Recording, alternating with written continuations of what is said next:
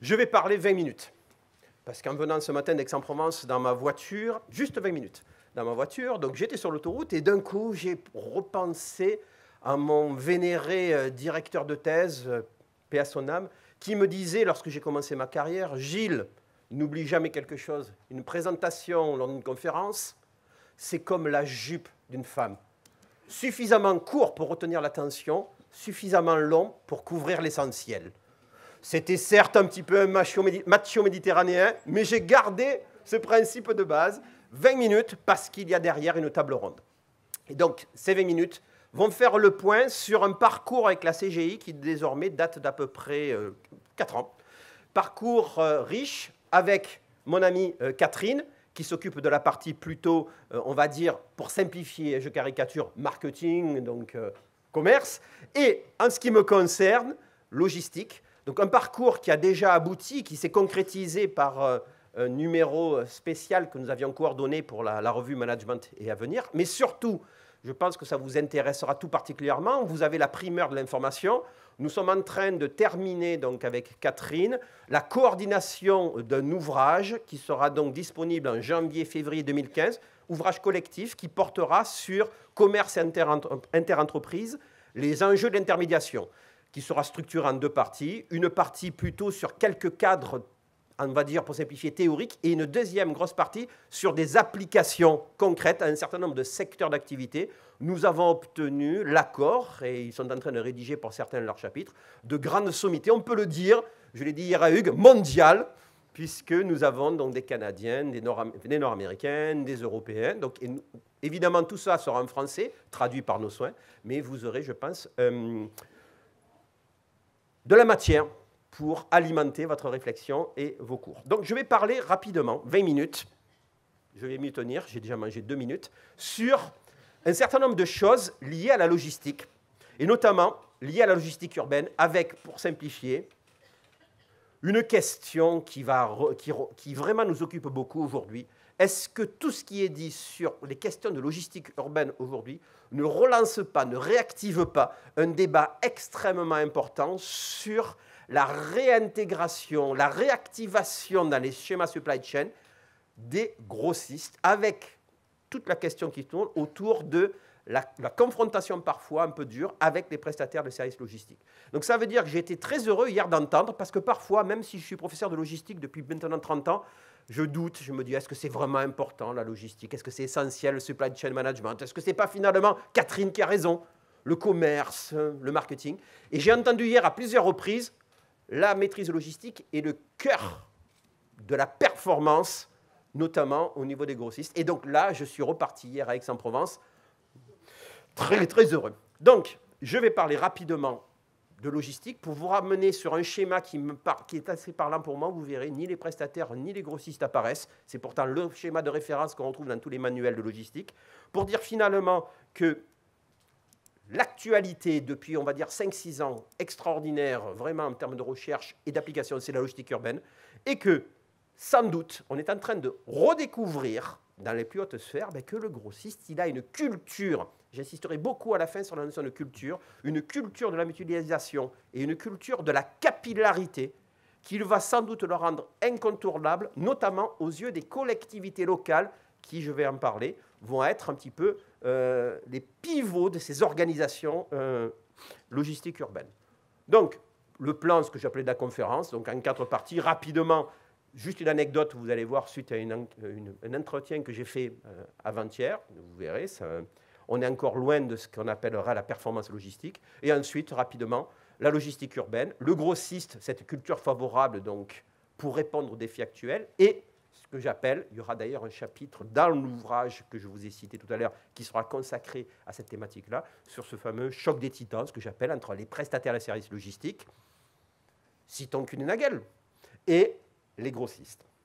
Alors, rapidement, très rapidement, en fait, on s'aperçoit que l'histoire de la logistique, sur laquelle je suis moi-même revenu, Falk Wagenhausen est également revenu dans les précédentes universités d'été, on sait très bien, on a d'abord pensé la logistique dans une logique d'optimisation, une vision cloisonnée, et d'ailleurs très peu, curieusement, service client pendant très longtemps. très très surprenant. Et l'idée, c'était de dire quoi? C'était de dire finalement, on a d'abord à optimiser du transport, de la gestion des stocks, des tournées de livraison, etc. Une vision cloisonnée, avec le marketing d'un côté, la logistique de l'autre, la finance enfin, etc. Donc ça veut dire l'approche qu'on appelle par silo. Et finalement, toute l'histoire de la logistique depuis 20-25 ans, c'est de dire il a fallu passer à des arbitrages intra-organisationnels puissants pour améliorer la performance. Première anecdote de mon intervention ce matin, j'ai pu, hélas, être parmi vous lors de l'ouverture de l'université d'été parce que j'ai obtenu, à la force du poignet, un entretien avec le directeur supply chain d'une entreprise marseillaise de confiserie que je ne citerai pas, mais qui est très connue et qui est surtout qui vise les grands et les petits. Donc je ne citerai pas cette entreprise. Et à ma grande surprise, le directeur supply chain de cette entreprise que vous connaissez tous, que vos enfants connaissent, hélas trop, que les dentistes connaissent également bien, m'a dit, voilà ce que je peux vous dire, monsieur Paché. Le marketing a lancé, il y a un mois de cela, une opération promotionnelle de grande envergure sur un nouveau produit, un chamallow, tiens. Et je n'ai, en tant que directeur de la logistique, été informé de cette promotion des ventes qu'une semaine avant.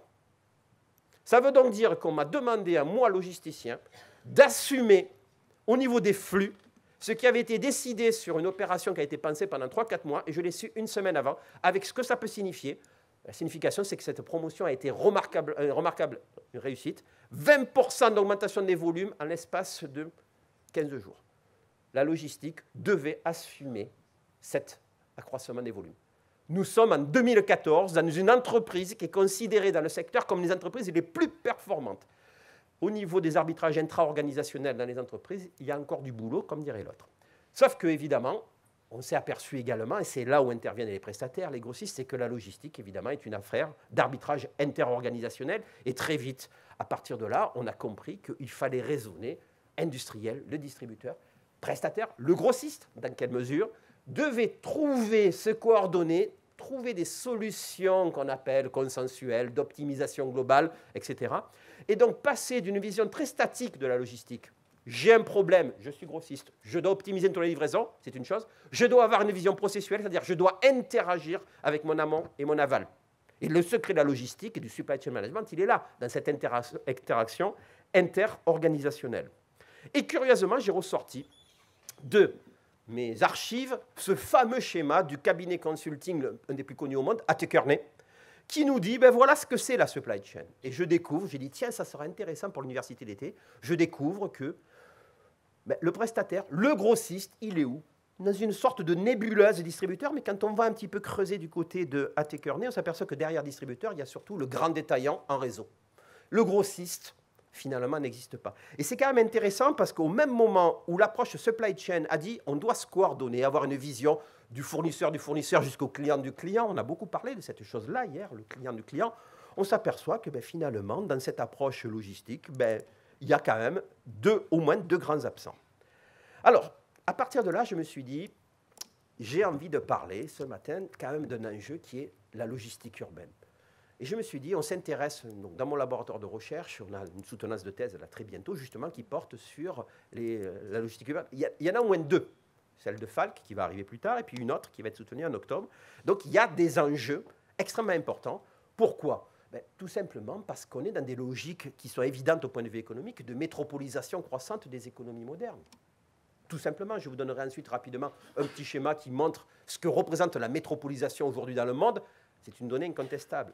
Et puis, parce que c'est un clin d'œil, parce que j'espère toujours avoir un petit peu d'humour, j'ai dit on est à 800 mètres de la maison du Fada, ce qu'on appelle à Marseille la cité radieuse, près du stade Vélodrome, la fameuse cité radieuse de Le Corbusier. Comment ne pas citer Le Corbusier, qui dans la charte d'Athènes disait finalement je pense la ville dans ses fonctions habiter, travailler, se recréer et circuler. Et en fait, dès 1957, Le Corbusier avait pensé justement l'importance d'une vision globale de l'urbain qui poserait un jour ou l'autre, et on redécouvre en logistique Le Corbusier, curieusement, qui poserait la question tout simplement des flux entrants et des flux sortants. Donc, le schéma que je voulais juste rapidement donner, c'est oui, c'est une réalité absolument incontestable, archi connue. Nous sommes dans des économies de plus en plus urbanisées, métropolisées. Donc ça veut dire que je n'arrive plus à retrouver les chiffres, mais ça me reviendra, le nombre de personnes qui chaque semaine vont intégrer un espace urbain. Enfin, donc j'avais les chiffres là, de l'ONU que je vais retrouver sans doute, mais on est dans une réalité incontestable. On est aujourd'hui dans l'urbain. Et moi, quand j'ai pensé logistique urbaine, je me suis dit, il y a quand même une dimension très importante à la logistique urbaine, c'est notamment le rôle que peuvent avoir qui? Les grossistes? Qui? Certains prestataires qui se positionnent très clairement sur la logistique urbaine. Donc ça veut dire que là, il va y avoir sans doute quelque chose à aller creuser. Alors, ce qui est intéressant, ce qui est passionnant même, c'est que la réflexion sur la logistique urbaine a exactement suivi les réflexions qui ont été conduites. Dans l'ouvrage, il y aura 1 ou 2 chapitres qui vont aborder cette thématique-là, la réflexion sur la logistique dite traditionnelle. C'est-à-dire qu'en fait, en logistique urbaine, le problème de départ a été un problème purement technique, d'optimisation. C'est-à-dire, combien de fois ai-je lu dans des articles, le problème de la logistique urbaine, c'est, bon, on va s'y prendre comment pour optimiser les tournées? Où est-ce qu'on va localiser des centres de distribution urbaine?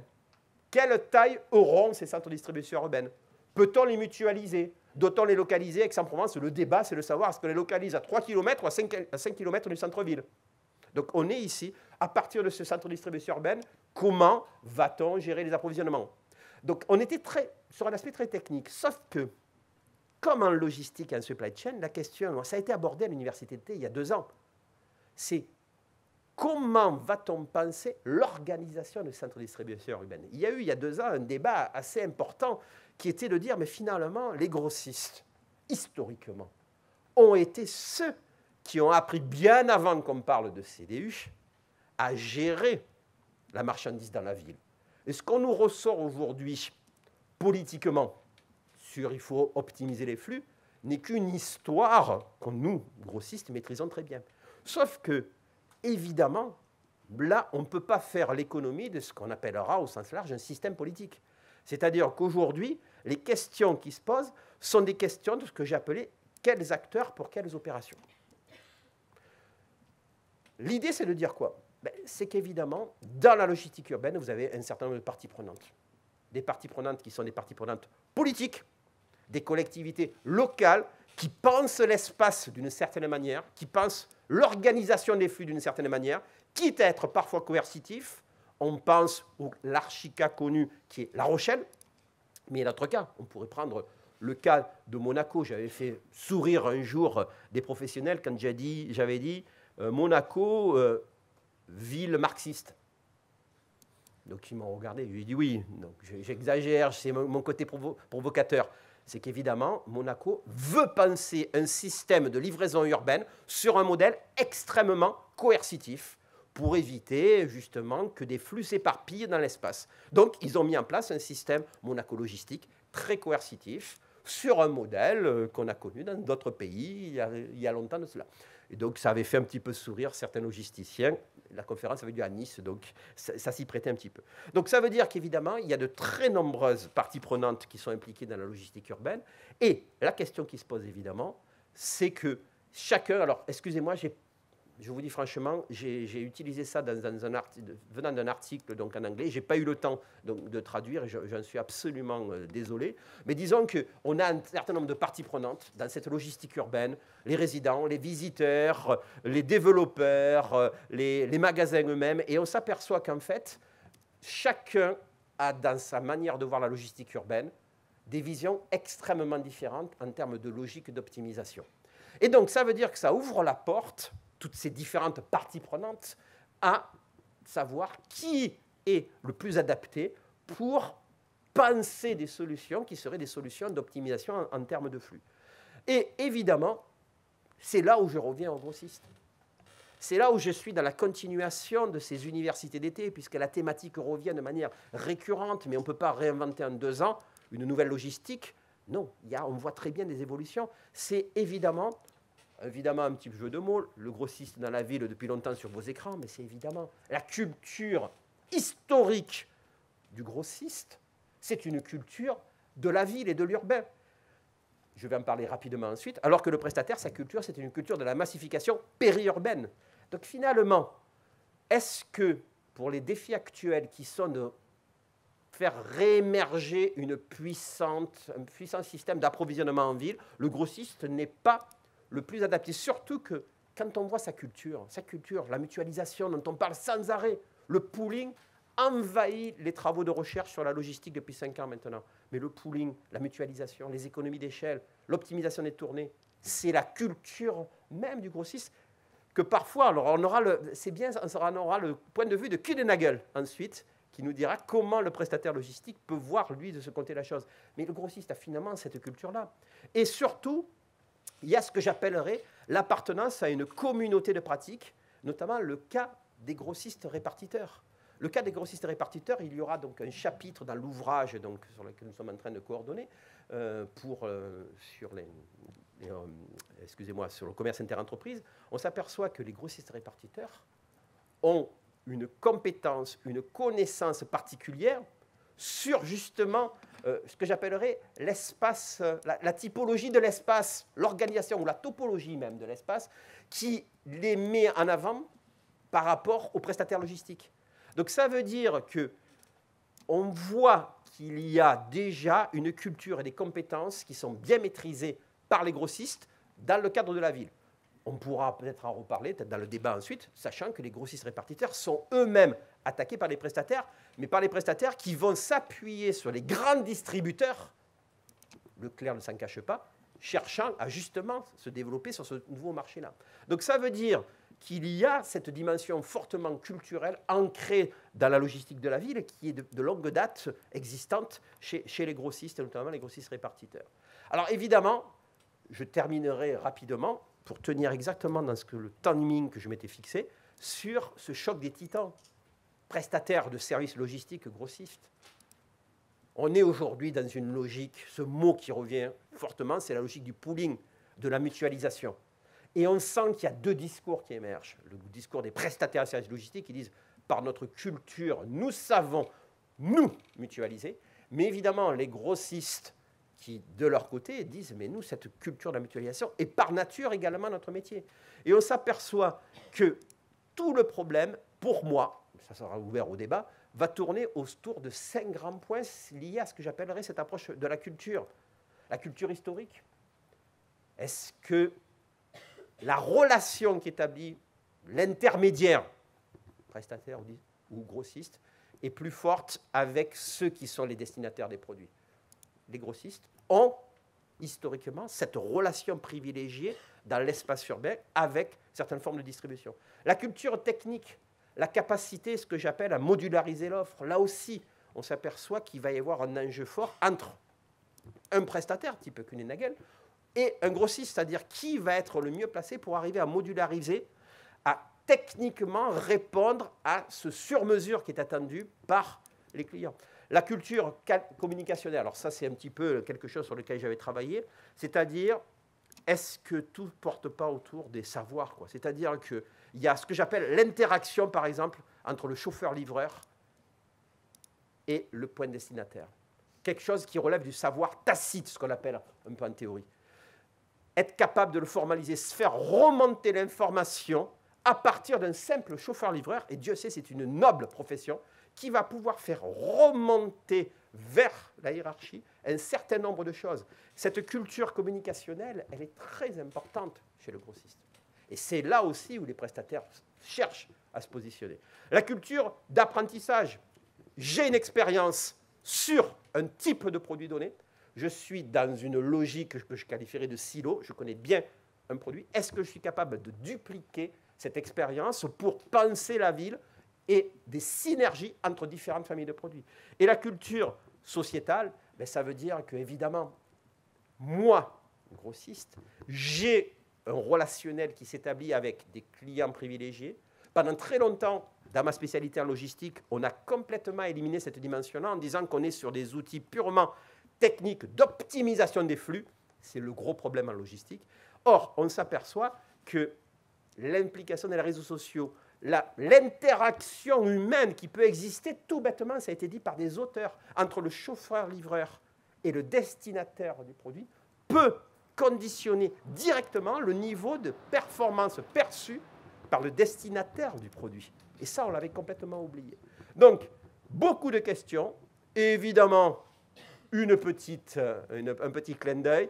On nous parle en logistique sans arrêt maintenant, c'est de la livraison par triporteur. Donc je me suis dit qu'on ne pouvait pas faire un clin d'œil final sans me parler de la logistique, paraît-il, à New York, les derniers articles montrent, ça serait ça. Alors j'ai fait une référence je veux dire, que les moins de 40 ans ne peuvent pas connaître. C'est Darry Cole, un vieux film de mon enfance qui s'appelait Le Triporteur. Et donc, voilà Tipa qu'à New York, nous apprenons que la logistique de demain, gérée par certains prestataires, sera une logistique du triporteur. Je ne pouvais pas m'empêcher de dire, là, j'en discutais avec un collègue qui est en logistique, je ne peux pas citer par contre là son entreprise, il me disait, là, on est vraiment sur le bobo intégral, la logistique du triporteur. Mon gars, c'est un ami, directeur logistique très bien placé, ça ne sera qu'un petit chouïa de flux, mais par contre, si ça te fait plaisir de parler de la logistique du triporteur, je te laisse faire. J'ai tenu les 20 minutes, je vous remercie.